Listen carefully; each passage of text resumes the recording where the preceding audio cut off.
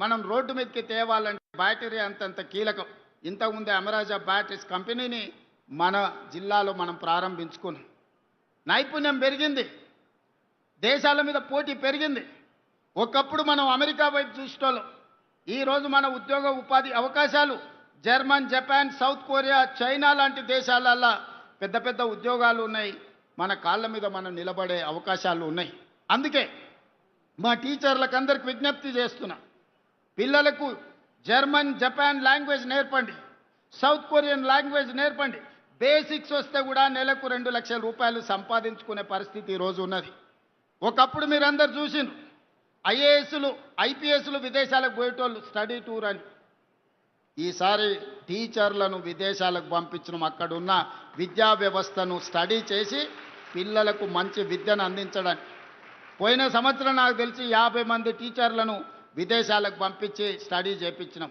ఈసారి 150 మంది టీచర్లను ఈసారి మనం పంపిస్తున్నాం. ఒకప్పుడు ఐఏఎస్లు మాత్రమే విదేశాలకు వెళ్తే ఈరోజు మా టీచర్లను ఈరోజు సింగపూర్, సౌత్ కొరియా, ఫిన్లాండ్ లాంటి దేశాలలో ఎక్కడైతే విద్య అద్భుతంగా పేదలకు అందిస్తుందో ఆ రాష్ట్రాలకు టీచర్లను పంపిస్తున్నాం. స్టేట్ ఫార్మేషన్ డే రోజు బెస్ట్ పర్ఫార్మ్డ్ టీచర్లకు అవార్డ్స్ ఇవ్వాలని ఈరోజు నిర్ణయించుకున్నాం. అదేవిధంగా పాఠశాలల్లో చదువుకునే పిల్లలకు ఒకప్పుడు బట్టలు ఎప్పుడో లేకపోతే చెప్పులు ఎట్లుండేటివో తెలియని పరిస్థితులు. ఈరోజు తెలంగాణ ఎడ్యుకేషన్ కిట్ పేరు మీద 9 వస్తువులతోని స్కూల్ బ్యాగ్, స్పోర్ట్స్ డ్రెస్, 2 జతల బట్టలు అన్ని రకాల ఇవ్వాలి అని ఈరోజు ప్రభుత్వం నిర్ణయం తీసుకుంది. దానికోసం దాదాపుగా 1000కి పైగా కోట్ల రూపాయలు ఖర్చు పెట్టి జూలై ఎండింగ్ 15th ఆగస్టు లోపల 27,50,000 మంది విద్యార్థులకు ప్రతి ఒక్కరికి 9 వస్తువులతో తెలంగాణ ఎడ్యుకేషన్ కిట్ 15 ఆగస్టు లోపల మీకు ఇవ్వబోతున్నాము.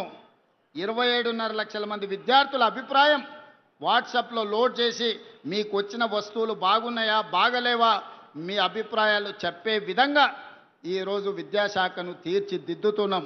అందుకే మిత్రులారా, ఎవరైనా మిమ్మల్ని ప్రభుత్వ పాఠశాలలో చదువుకుంటే ఏమవుతారు, గవర్నమెంట్ స్కూల్కి వెళ్తే ఏం కారు కదా అని చెప్తుంటారు.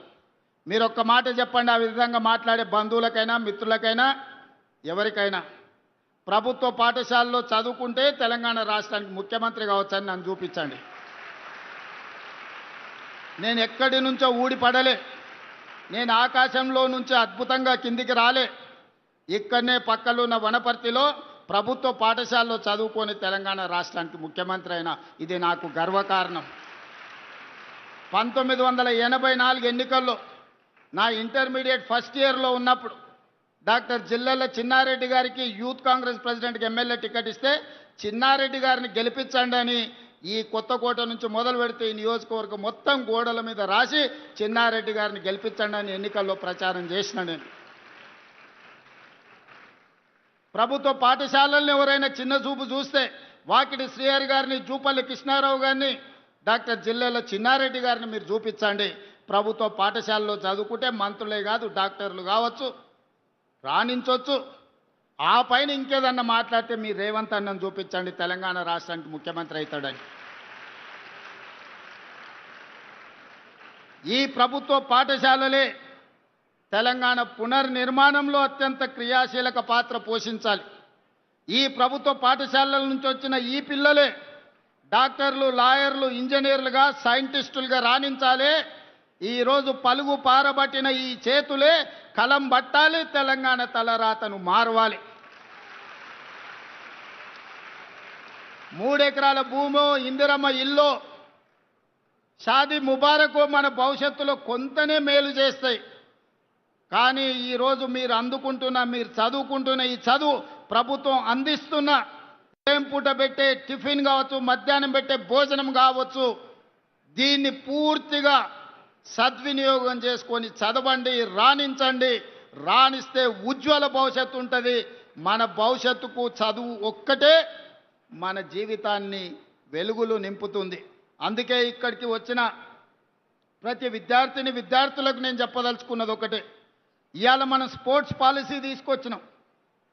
ఒకవేళ చదువులో రాణించకపోతే క్రీడల్లో రాణించండి.